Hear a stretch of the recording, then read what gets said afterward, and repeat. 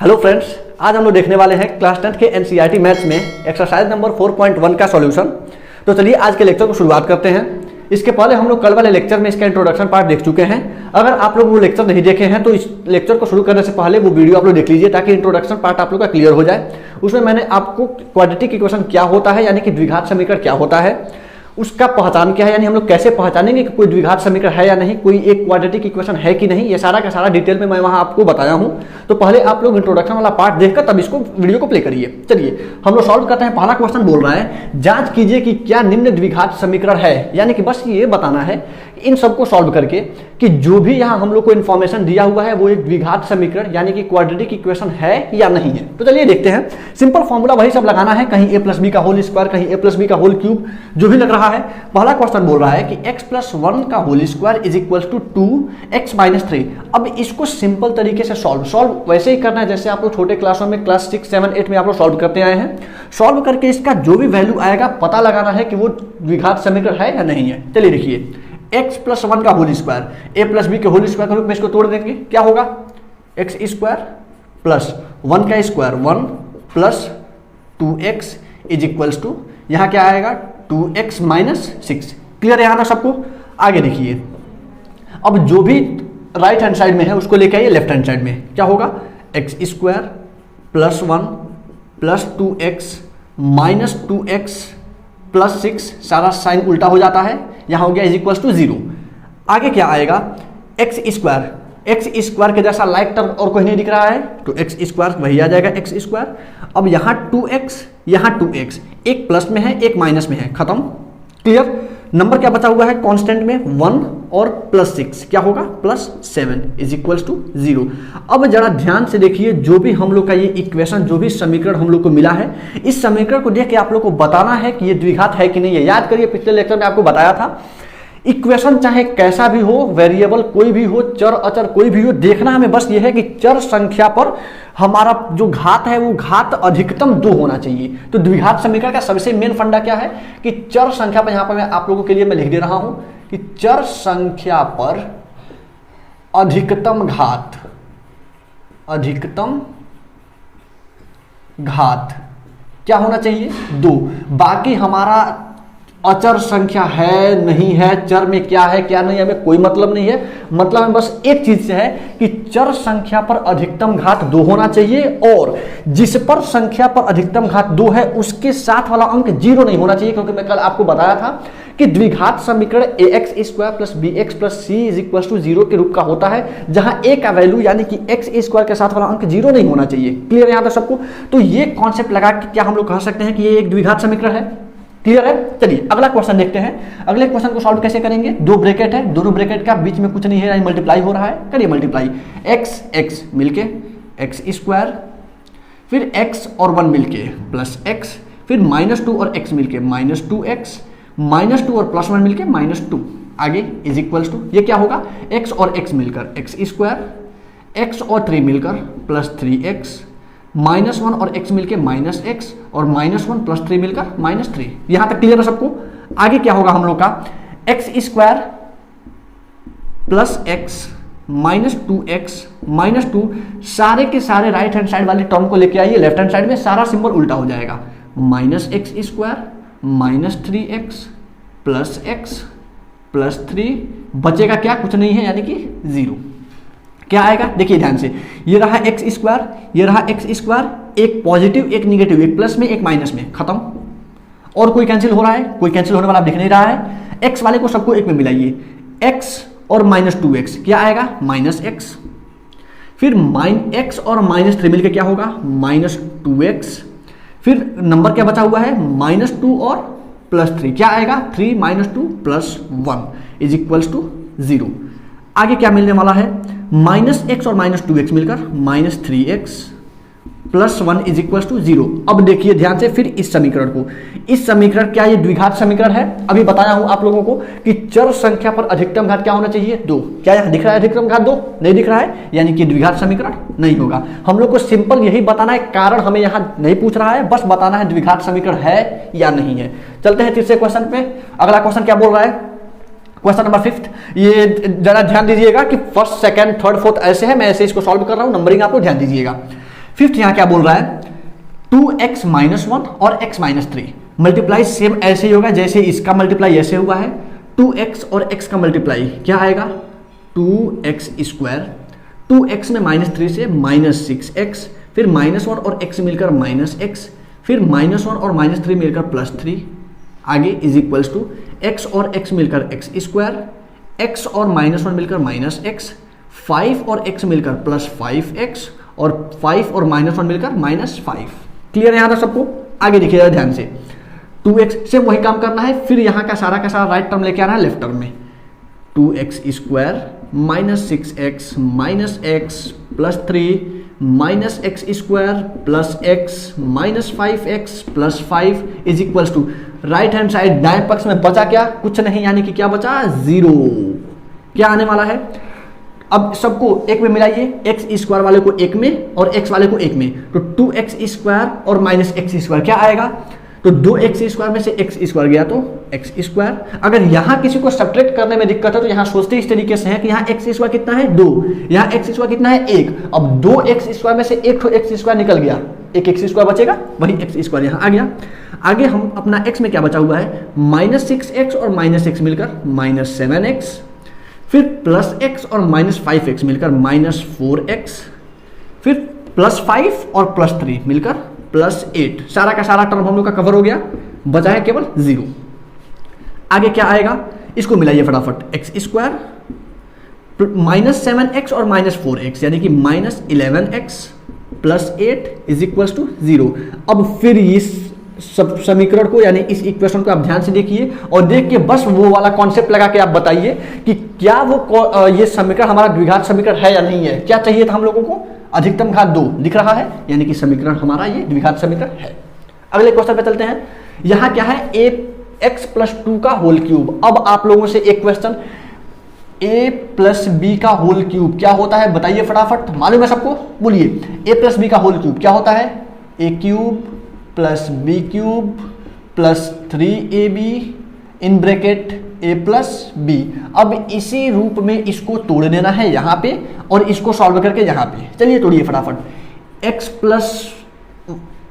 2 का whole cube क्या होगा, इस फॉर्मूले पे तोड़िए। पहले a³ यानी x का क्यूब प्लस b³ यानी 2 का क्यूब, 2 का क्यूब क्या होता है 8 प्लस 3ab, तो 3 × x × 2 क्या होगा, 3 × 2 = 6 × x 6x in bracket a + b यानी कि x + 2।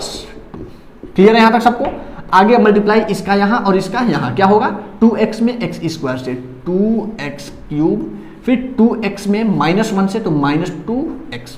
आगे देखते चलिए क्या होगा, x³ + 8, अब +6x और x मिलकर +6x² +6x और 2 मिलकर +12x is equals to 2x³ - 2x। फिर वही काम पक्षांतर, सारा का सारा राइट हैंड साइड का आ जाएगा लेफ्ट हैंड साइड में। क्या होने वाला है, x³ + 8 + 6x² + 12x - 2x³ + 2x। क्या होगा आगे देखते थे, ध्यान से देखिएगा क्या होने वाला है। अब सारे के सारे लाइक टर्म को एक में यानी कि x³ वाला x³ के साथ आपस में मिला देंगे, तो एक x³ यहां दिख रहा है, एक x³ यहां दिख रहा है। x³ में से 2x³ गया, क्या बचेगा -x³। क्लियर? स्क्वायर वाले को देखिए ध्यान से, एक स्क्वायर यहाँ पे है, बाकी हमें कहीं स्क्वायर नहीं दिख रहा है, तो एक जो है वही उसी को लिख देंगे 6x², यानी कि ये खत्म और ये खत्म, बचा क्या आप x वाले को देखिए ध्यान से, ये रहा 12x और ये रहा 2x। क्या आएगा, 12x और 2x मिलकर +14x, एक नंबर लास्ट बचा हुआ है क्या, +8 और इज इक्वल्स टू 0, यहाँ पे इज इक्वल्स टू 0 आएगा। अब देखिए ध्यान से, क्या आगे ये सॉल्व होने वाला है, आगे अब ये सॉल्व होने वाला नहीं है। क्यों अब सॉल्व नहीं होने वाला है, ये सॉल्व इसलिए नहीं होने वाला है क्योंकि हमारा लाइक टर्म जितना था वो सारा का सारा लाइक टर्म कवर हो चुका है। अब हमारा सिर्फ और सिर्फ बचा है अलग अलग लाइक टर्म में, और जब भी लाइक टर्म नहीं मिले तो उसको आगे हम लोग बढ़ाते नहीं हैं। इस समीकरण को अब हम लोग को फाइनल पता ये लगाना है कि ये द्विघात समीकरण है या नहीं है। तो भैया देख के बताइए क्या ये द्विघात समीकरण है, नहीं है, क्योंकि यहाँ पे हमें चाहिए कि अधिकतम घात कितना होना चाहिए, 2 होना चाहिए, और यहाँ पे अधिकतम घात कितना दिख रहा है, 3 भी है, 2 भी है, 1 भी है, लेकिन हमें मतलब है अधिकतम घात से, जो कि कितना है 3, और अगर अधिकतम घात 3 है तो ये द्विघात समीकरण नहीं होगा। क्लियर है? अगला क्वेश्चन चलते हैं, क्वेश्चन नंबर सेकंड। इस लाइन इस क्रम से हम लोग का ये फिफ्थ है, लेकिन आपके एनसीईआरटी के एक्सरसाइज के अकॉर्डिंग ये क्वेश्चन नंबर सेकंड है। क्या होगा? वही काम, जैसे इसको सॉल्व करते हैं वैसे इसको सॉल्व करते चलिए। क्या होगा? X square minus 2x is equals to same -2 into 3 -6 और -2 इंटू -x प्लस 2x। क्या होगा? सारा का सारा लेके आइए बाएं तरफ, x square minus 2x plus 6 minus 2x is equals to 0। क्या बचेगा? एक्स स्क्वायर और माइनस 2x और माइनस 2x मिलके -4x plus 6 is equals to 0। अब देख के बताइए भैया ये द्विघात है या नहीं है? बिल्कुल है, क्योंकि अधिकतम घात क्या दिख रहा है? 2। अगला क्या बोल रहा है? x माइनस 3 और 2x प्लस 1। क्या होगा? x में 2x से 2x स्क्वायर, फिर x में प्लस 1 से प्लस x, -3 में 2x से -6x, फिर -3 में प्लस 1 से -3 इज इक्वल्स टू x में x से मल्टीप्लाई x स्क्वायर, x में 5 से प्लस 5x। ठीक, आगे चलते हैं। 2x square plus x minus 6x जैसा है वैसे इसको लिखते चलेंगे, x माइनस 6x -3, और फिर ये सारा का सारा आ जाएगा बाएं तरफ, सिंबल उल्टा होके -x square minus 5x is equals to 0। Clear है यहाँ तक सबको? फिर वही काम, जितने भी लाइक टर्म आपको दिख रहे हैं सबको एक में मिलाते चलिए। लाइक टर्म का मतलब एक x स्क्वायर यहाँ दिख रहा है और एक x स्क्वायर हम लोग को यहाँ दिख रहा है, इन दोनों को एक में मिलाइए। यहाँ है 2x स्क्वायर, यहाँ है -x स्क्वायर, होगा कितना? केवल x स्क्वायर। फिर x वाले को एक में मिलाइए, एक x यहाँ है, एक x यहाँ है, तो x माइनस 6x क्या होगा? -5x, और वो -5x इस -5x के साथ मिलकर क्या हो जाएगा? -10x। x वाला सब आपस में मिल गया। कोई कांस्टेंट भी बचा हुआ है नंबर, एक ये नंबर बचा हुआ है, बाकी सारा सारा कवर हो चुका है, तो जो बचा है उसको यहाँ नोट कर दीजिए, बराबर 0। फाइनल समीकरण देख के बताइए ये द्विघात होगा कि नहीं होगा? बिल्कुल होगा। क्यों होगा? क्योंकि ये एक ऐसा द्विघात, एक ऐसा समीकरण है जिसमें x पर अधिकतम घात कितना है? 2, और वही तो हमें चाहिए। अगला क्वेश्चन क्या बोल रहा है? क्वेश्चन नंबर 6 कह रहा है x square plus 3x plus 1, जो है सेम इसको जैसा है वैसा छाप लेते हैं, 3x प्लस 1, और दाएं पक्ष में x माइनस 2 का होल स्क्वायर दिख रहा है, और a माइनस बी का होल स्क्वायर क्या होता है? a square plus B square minus 2ab। फैलाइए इसको, a स्क्वायर यानी कि x square plus b square यानी 2 का स्क्वायर क्या होगा? 4 माइनस 2ab, 2 दूना 4 और x यानी कि 4x 4x। क्लियर है? आगे क्या होने वाला है? X square plus 3x plus 1, जो है वही यहाँ पे आ जाएगा, x square plus 3x plus 1, और ये सारा सारा आ जाएगा बाएं तरफ, क्या हो जाएगा? -x square minus 4 plus 4x is equals to, बचा कुछ नहीं है यानी कि क्या आ जाएगा? 0। क्या होगा आगे? देखिए ध्यान से, एक्स स्क्वायर प्लस में, एक्स स्क्वायर माइनस में, खत्म। x वाले को देखिए जरा ध्यान से, यहाँ है 3x और यहाँ है 4x, दोनों प्लस में है, तो क्या हो जाएगा? 7x। एक है यहाँ नंबर में 1 और यहाँ है 4, 1 माइनस 4 क्या आएगा? -3 इज इक्वल्स टू 0। फिर इस समीकरण को नहीं है, खत्म, क्योंकि इसमें घात है ही नहीं, हमें मतलब है द्विघात से, यानी कि दो घात होना चाहिए, नहीं है, यानी द्विघात समीकरण नहीं होगा। अगला क्वेश्चन नंबर 8 और ये आखिरी क्वेश्चन है, लास्ट, बोल रहा है कि बायां पक्ष तो जैसा है वैसा नोट करिए। बाएं पक्ष में आप लोगों को कुछ करने का जरूरत नहीं है, x³ minus 4x square minus x plus 1। दाएं पक्ष को जरा ध्यान से देखिएगा, a माइनस बी का होल क्यूब बोल रहा है। यहाँ पे हम लोग लगाए थे a प्लस बी का होल क्यूब, जो था a³ plus b³ plus 3ab a plus b। हमें मतलब है a माइनस बी के होल क्यूब से, तो जहां जहां प्लस है वहां वहां माइनस लग जाता है a माइनस बी के होल क्यूब में, यानी यहाँ माइनस, फिर यहाँ माइनस, यहाँ भी माइनस और यहाँ भी माइनस। ठीक है, अब इस फॉर्मूले पे इसको फैला देना है। फैलाइए, a³ यानी कि x का क्यूब माइनस b³ यानी -2 का क्यूब 8 माइनस 3ab यानी कि 3 2 जा 6x, और इन ब्रैकेट क्या होगा? a माइनस बी यानी कि x माइनस 2।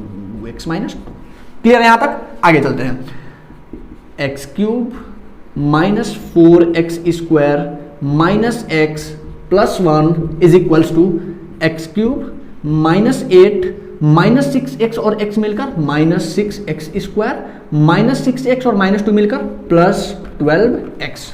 क्लियर है? आगे चलिए, सेम वही काम, पक्षांतर, सारा का सारा दाहिने तरफ वाला आ जाएगा बाएं तरफ, सिंबल उल्टा होगा, क्या होगा, x cube minus 4x square minus x plus 1 minus x cube plus 8 plus 6x square minus 12x is equal to 0। Clear है? आगे हम लोग का क्या होने वाला है, देखिए ध्यान से, एक्स क्यूब प्लस में है, ये एक्स क्यूब माइनस में है, खत्म हो गया। पॉजिटिव वाला क्या बोल रहा है, यहाँ पे एक्स स्क्वायर वाला, ये है एक्स 4x स्क्वायर माइनस में, एक यहाँ पे 6x स्क्वायर हमें दिख रहा है प्लस में, तो क्या हो जाएगा 6x square minus 4x square, क्या हो जाएगा हम लोग का 2x स्क्वायर। x वाला हमारा बचा हुआ है, एक x यहाँ है, एक x यहाँ है, तो माइनस एक्स और माइनस 12x मिलके क्या होगा हम लोग का माइनस 13x, और उसके बाद से चलिए एक 1 प्लस में और 8 है प्लस में, 1 और 8 मिलके प्लस 9 इज इक्वल्स टू 0। अब देखिए कुछ छूटा तो नहीं है, एक्स क्यूब वाला खत्म हो चुका है, एक्स स्क्वायर वाला भी हम लोग का मिलके कवर हो चुका है, एक्स वाला भी कवर, कुछ छूटा नहीं है। तो आगे हम लोग का ये जो समीकरण है, अब देख के बताइए क्या ये द्विघात समीकरण है या नहीं है। तो द्विघात समीकरण में हमें चाहिए क्या कि चर संख्या पे अधिकतम घात 2 चाहिए, दिख रहा है, और अगर चर संख्या पे अधिकतम घात 2 चाहिए इसका मतलब द्विघात समीकरण है। क्लियर यहाँ तक? चलिए क्वेश्चन नंबर फर्स्ट हम लोग का कंप्लीट हुआ, चलते हैं अपने अगले क्वेश्चन पे। चलिए अगला क्वेश्चन बोल रहा है, क्वेश्चन नंबर सेकंड, निम्न स्थितियों को द्विघात समीकरण के रूप में निरूपित कीजिए। यानी कि जो भी हमारे पास इंफॉर्मेशन दिया हुआ है, जो भी हमारे पास वर्ड प्रॉब्लम दिया हुआ है, इसको एक द्विघात समीकरण के रूप में, यानी कि इसको हम लोगों को एक द्विघात समीकरण के रूप में इसको दर्शा देना है, दिखा देना है, सॉल्व नहीं करना है, केवल द्विघात समीकरण में लाके छोड़ देना है। कैसे करेंगे देखिए ध्यान से, क्वेश्चन बोल रहा है, एक आयताकार भूखंड का क्षेत्रफल, आयताकार का मतलब जो भी खेत है वो, भूखंड है वो आयत के आकार का है, कुछ ऐसा फिगर है, और इसमें बोल रहा है कि एक आयताकार भूखंड का क्षेत्रफल 528 मीटर स्क्वायर है। यानी कि इसका क्षेत्रफल जो है वो कितना है, 528 मीटर स्क्वायर ये दे रखा है। क्षेत्र की लंबाई मीटर में चौड़ाई के दुगुने से एक अधिक है, यानी कि जितना चौड़ाई है उसके दुगुने से एक अधिक उसका लंबाई है। हमें भूखंड की लंबाई और चौड़ाई ज्ञात करनी, चलिए ज्ञात करते हैं। यानी कि हम लोगों को अगर क्षेत्रफल से मतलब है तो क्षेत्रफल कैसे निकलता है आयत का, लंबाई गुणे चौड़ाई, यानी कि दो चीज, हमें अगर लंबाई और चौड़ाई मालूम हो काम चल जाएगा। चलिए मान लीजिए कि इस कंडीशन के लिए हमारा चौड़ाई कितना होगा x, तो माना कि भूखंड की चौड़ाई कितना मान लें x, और ध्यान रखिएगा कि जो भी हमारा लंबाई और चौड़ाई है वो मीटर में है, यानी कि जो भी हमारा वैल्यू आएगा वो x मीटर। अब लंबाई क्या हो जाएगा, यहां से अगर हम लोग लंबाई लिखना चाहें तो लंबाई क्या होगा, इसके लिए क्वेश्चन में बोल रहा है कि जो इस भूखंड का लंबाई है वो चौड़ाई के दुगुने से एक अधिक है, यानी कि इसका चौड़ाई कितना है x का दूना कितना होगा 2x, और इसमें भी एक अधिक यानी कि +1। ठीक है, ये किस में आएगा, ये भी आएगा मीटर में।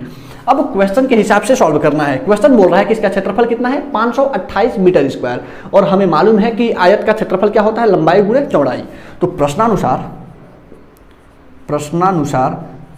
प्रश्न बोल रहा है कि उसका क्षेत्रफल कितना है 528, यानी कि क्षेत्रफल कितना दे रखा है 528 मीटर स्क्वायर, और हम लोग को फॉर्मूले से क्षेत्रफल का वैल्यू क्या मालूम है, लंबाई गुणे चौड़ाई, और लंबाई है कितना 2x + 1 यानी 2x + 1, और उसमें गुणा किससे होगा x से, क्योंकि लंबाई गुणे चौड़ाई करना है, तो x बराबर 528। अब इसी को सॉल्व करके आप लोग को लेते आना एक द्विघात समीकरण, वही हम लोग का आंसर हो जाएगा। करते हैं, x में पहले 2x से मल्टीप्लाई होगा, क्या आएगा 2x² प्लस फिर x से 1 में मल्टीप्लाई होगा, क्या आएगा +x इज इक्वल्स टू 528। अगले लाइन में क्या होगा 2x² प्लस x, और ये 528 इधर आके माइनस में हो जाएगा बाएं तरफ, तो -528 इज इक्वल्स टू बचा क्या है इधर 0। तो हम लोग का द्विघात समीकरण, ध्यान से देखिए क्या ये द्विघात समीकरण दिख रहा है, क्योंकि ax² + bx + c is equals to 0 के रूप का है, और हमारा सबसे अधिकतम घात कितना है 2, इसी से हमें मतलब है, ये हम लोग का हो गया फाइनल आंसर। अगला क्या बोल रहा है, दो क्रमागत धनात्मक पूर्णांकों का गुणनफल 306 है, हमें पूर्णांकों को ज्ञात करना है। तो इसको करने से पहले आपसे मेरा एक क्वेश्चन है कि पहले ये बताइए दो क्रमागत धनात्मक पूर्णांक होते क्या है भैया। तो हमें धनात्मक पूर्णांक तो मालूम है, धनात्मक पूर्णांक का मतलब कि 1 2 3 4 माइनस में नहीं, 0 से लेकर जितने भी अंक हैं आगे वो सब के सब क्या होते हैं, धनात्मक पूर्णांक। लेकिन यहाँ एक शब्द लगा हुआ है क्रमागत, समझिए ध्यान से। क्रमागत का मतलब क्या होता है, क्रम से, यानी कि अगर 10 लड़के अगर लाइन से खड़े हैं तो क्रम का मतलब कि पहला फिर उसके पीछे वाला फिर उसके पीछे वाला, एक भी गैप नहीं करना है, लाइन से चलना है। तो क्रमागत होने का मतलब जैसे मैं आपको एक संख्या बोलूँ 5 यानी कि 5 का क्रमागत क्या आएगा, यानी कि 5 के बाद क्या आता है 6। तो अगर आपको 5 मालूम हो और 6 लाना हो तो क्या करना पड़ेगा, 1 जोड़ना पड़ेगा। इसका मतलब कि जब भी हमें क्रमागत पूछेगा तो एक एक हम आगे बढ़ते जाएंगे। तो अगर यहाँ पे एक संख्या को हम x मान लें तो उसका क्रमागत क्या हो जाएगा, उसमें हम लोग 1 जोड़ देंगे, वही करना है। चलिए तो इस कंडीशन के लिए हम लोग क्या करते हैं, मान लेते हैं, माना कि एक संख्या कितना मान ले, x मान लेते हैं। इसमें मीटर वगैरह हमें लगाना नहीं है क्योंकि ये संख्या है।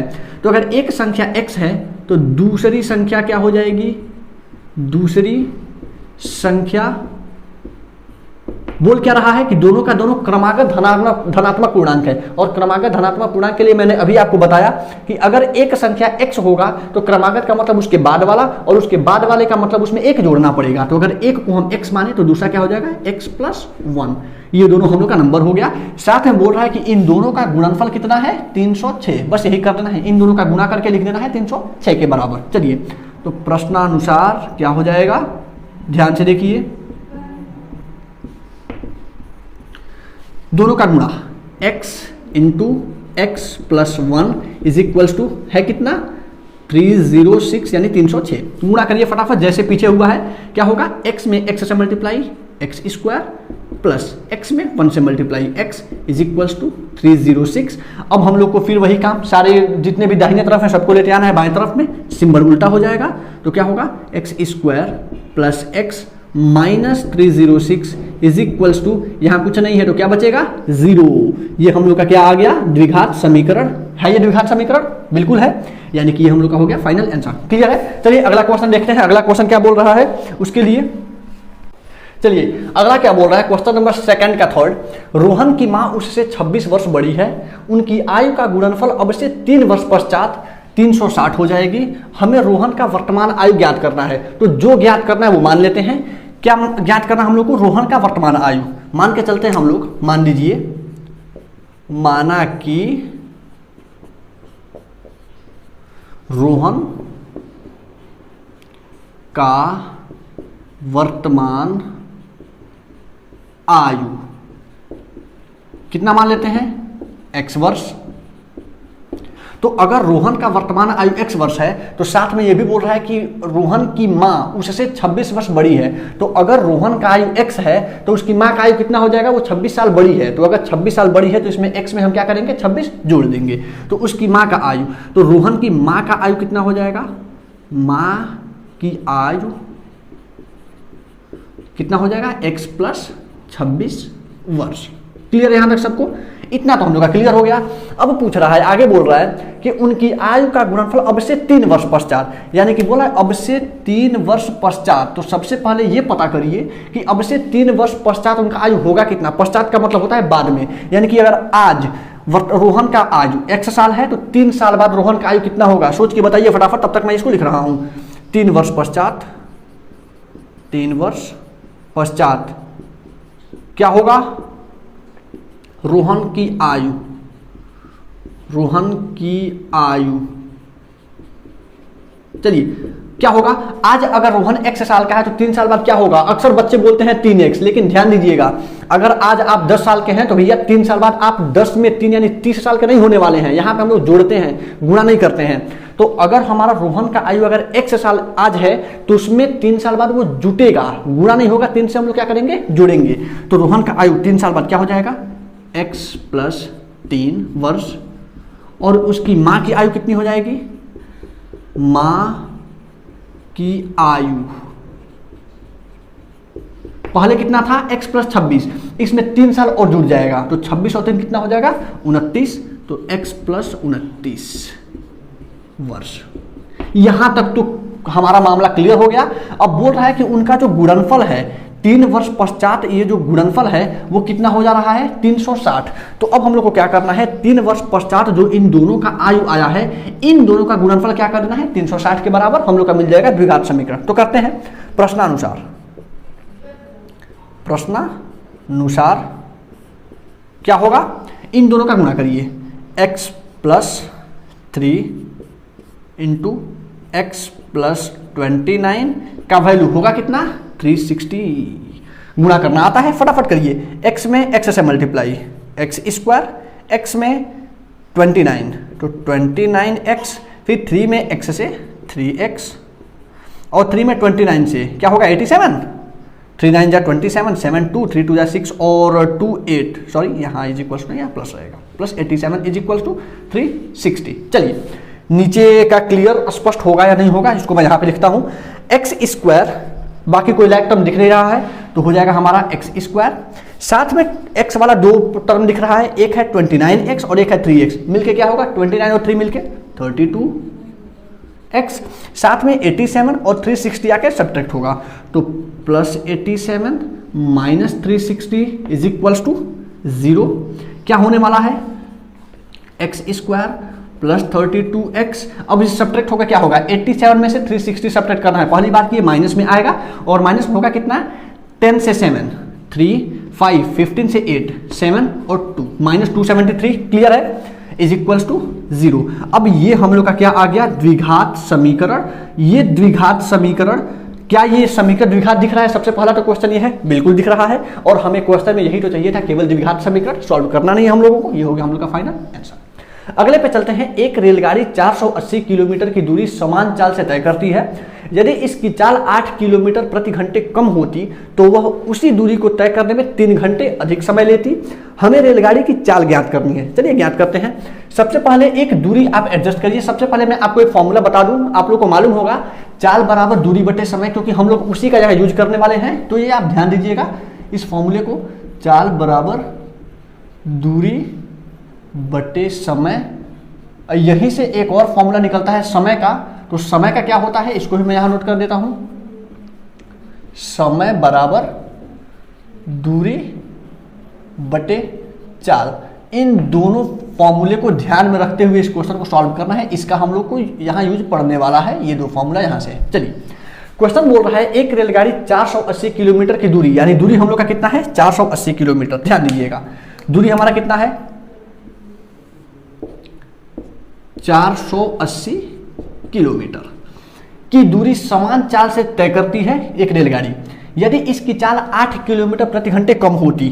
कम करेंगे तब, जब पहला मालूम हो तभी तो कम करेंगे, तो पहले हम लोग पहला मानते हैं, उसके बाद ही हम लोग कम करेंगे कि 8 किलोमीटर प्रति घंटे कम होता है या क्या होता है वो बात की बात है। तो सबसे पहले हम लोग मान के चलते हैं कि अभी फिलहाल उसका चाल कितना था, तो माना कि रेलगाड़ी की चाल x किलोमीटर प्रति घंटे, ये हम लोग का पहले था। अब अगर रेलगाड़ी का चाल x किलोमीटर प्रति घंटे है और इसका दूरी 480 किलोमीटर चलना है, तो बस आप हमें ये बताइए, इसका चाल मालूम है, ये रास्ता है 480 किलोमीटर और रेलगाड़ी इस स्पीड से x स्पीड से चल रही है, तो अगर इसका चाल मालूम है, दूरी मालूम है, तो क्या हम लोग समय निकाल सकते हैं। समय हम लोग क्यों निकाल रहे हैं, इसके पीछे भी रीजन है। समय हम लोग इसलिए निकाल रहे हैं क्योंकि हम लोग को जो वैल्यू मालूम है वो समय में ही मालूम है, 3 घंटे अधिक या कम वही हमें मालूम है, तो इसलिए हम लोग समय का निकालेंगे। तो अगर यहाँ से हम लोग को चाल मालूम है और दूरी मालूम है, तो सबसे पहले हम लोग क्या निकाल रहे हैं, इसका समय। समय कितना लगेगा, समय का सूत्र क्या होता है, दूरी बटे चाल। तो क्या लिखेंगे, लिया गया समय, रेलगाड़ी द्वारा लिया गया समय क्या होगा, दूरी बटे चाल। दूरी कितना है 480 और चाल हम लोग कितना माने थे x, ये हो गया, और समय, समय किस में होगा घंटे में, ये हो गया घंटा। 480 बटे x ये आ गया पहले वाला समय। अब बोल रहा है कि यदि इसकी चाल 8 किलोमीटर प्रति घंटे कम होती, ये हम लोग बस इतना तक का लिखे हैं, इसके बाद अभी हम लोग को सॉल्व करना है। यदि इसकी चाल 8 किलोमीटर प्रति घंटे कम होती तो क्या होता, तो फिलहाल हम लोग का चाल कितना था x, अगर इसका चाल 8 किलोमीटर प्रति घंटे कम हो जाए तो इसका नया चाल क्या बन जाएगा, नया चाल नया चाल मैं इसलिए लिख रहा हूँ अपने भाषा में, आप लोग इसको कुछ भी लिख सकते हैं। आप ये भी लिख सकते हैं कि रेलगाड़ी का बाद का चाल या रेलगाड़ी का नया चाल। मैं सिंपल समझने के लिए आप लोग को यहाँ लिख रहा हूँ। नया चाल क्या हो जाएगा, पहले हम लोग का x था, अब हम लोग का चाल 8 किलोमीटर प्रति घंटे कम हो जा रहा है। कम होगा तो माइनस होगा, यानी कि x माइनस 8 किलोमीटर प्रति घंटे, ये हो गया इसका नया वाला चाल। और अगर इसका नया चाल मालूम है तो फिर जब हम लोग का चाल x था, हम लोग समय निकाले, अब चाल बदल गया तो अब समय भी बदलेगा, क्योंकि अगर दूरी आपका एक ही है, जैसे मान लीजिए आप लोगों को 50 किलोमीटर दूर जाना है, आप अगर 60 की स्पीड से चलेंगे तो कुछ दूरी, मान लीजिए अगर आप 60 की स्पीड से चलते हैं तो उसको दूरी को तय करने में आप लोग को कुछ समय लगता है। अगर अपने गाड़ी के स्पीड को अगर कम कर लेते हैं, 60 के बजाय अब 40 पे कर लेते हैं, तो जाहिर सी बात है कि समय बढ़ेगा। जब हम लोग का चाल घटेगा तो समय बढ़ जाएगा। तो अगर यहाँ हम लोग का चाल घट रहा है तो समय में कुछ अंतर पड़ेगा, कम होगा। तो निकालते हैं समय लगेगा कितना। यहाँ पे लिया गया समय क्या हो जाएगा, लिया गया समय क्या होगा, वही सूत्र, समय बराबर दूरी बटे चाल। दूरी वही है, दूरी बार बार वही 480 किलोमीटर को ही तय करना है। तो 480 बटे चाल, चाल कितना है यहाँ पे x माइनस 8। अब ये भी लिया गया समय है, तो समय किस में होगा, घंटे में। ये हो गया घंटा, ये हो गया 480 बटे x माइनस 8। अब जरा हम लोग को ध्यान इस बात पे देना है, बोल ये रहा है कि जब हमारा चाल 8 किलोमीटर प्रति घंटे कम हो जा रहा है तो समय 3 घंटे अधिक लग रहा है, क्योंकि अभी मैं आपको बताया हूं कि जब हमारा चाल कम होगा तो समय बढ़ जाएगा। तो पहले कुछ समय से चल रहा था, बाद में इसका समय 3 घंटा बढ़ गया। तो क्वेश्चन के हिसाब से हमें क्या समझ में आ रहा है कि ये हमारा कुछ समय है, ये हमारा कुछ समय है। क्वेश्चन ये बोल रहा है कि जो बाद वाला समय है वो पहले वाले समय से 3 घंटे अधिक है। तो हमें सिंपल क्या करना है कि इस समय में भी हम क्या करेंगे, 3 घंटा बढ़ा देंगे। ध्यान से समझिएगा, बोल रहा है कि ये समय इस समय से 3 घंटे अधिक है। मैं यहाँ लिख रहा हूँ एक चीज, अभी क्लियर हो जाएगा पूरा। प्रश्नानुसार प्रश्न बोल रहा है, ध्यान से समझिएगा, क्योंकि अगर इस लाइन में दिक्कत है तो ही आगे प्रॉब्लम होगा। इस लाइन को अगर आप ध्यान से समझ लिए तो आगे थोड़ा भी प्रॉब्लम होने वाला नहीं है। बस मैं दोनों समय को जैसा वैसा मैं नोट कर रहा हूं। एक है 480 बाई x माइनस 8 और एक है 480 बाई x।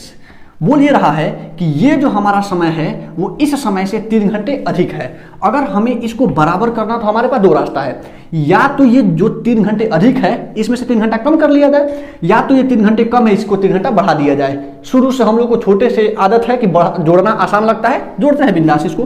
तो अगर ये 3 घंटे अधिक है तो हम लोग इसको भी 3 घंटे अधिक कर देते हैं। ये हमारा हो गया +3। क्लियर है? यहां तक सॉल्व करिए फटाफट। क्या होगा, 480 by x minus 8 is equals to 480 plus x में 3 से 3x बाई x। आगे कुछ सॉल्व होने वाला हमें दिख नहीं रहा है तो डायरेक्ट मारिए क्रॉस मल्टीप्लाई। क्या होगा क्रॉस मल्टीप्लाई, x में 480 से 480x, x में 3x से प्लस 3x स्क्वायर माइनस 8 में 480 से, पहले बात की माइनस आएगा, 8 से मल्टीप्लाई क्या आएगा, 8 0 जा 0, 8 8 जा 64, 4 कैरी 6, 8 4 जा 32 और 6 38। फिर हमारा -8 में +3 से -24x। आगे हमारा मल्टीप्लाई होने पर क्या होने वाला है, 480 में x से मल्टीप्लाई 480x। अब देखिए ध्यान से, एक 480x हमारा दाहिने तरफ है बाएं तरफ और एक हमारा दाहिने तरफ है, दोनों प्लस में है, दोनों का दोनों खत्म। ध्यान दीजिएगा, अगर ये दोनों बराबर के एक तरफ होता, यानी कि दोनों अगर बाएं तरफ होता तो दोनों प्लस और माइनस में होता तब कटता, यानी एक प्लस में और एक माइनस में। लेकिन अगर दोनों बराबर के दो तरफ है और दोनों का सिंबल अगर एक जैसा है तो वो कैंसिल हो जाएगा।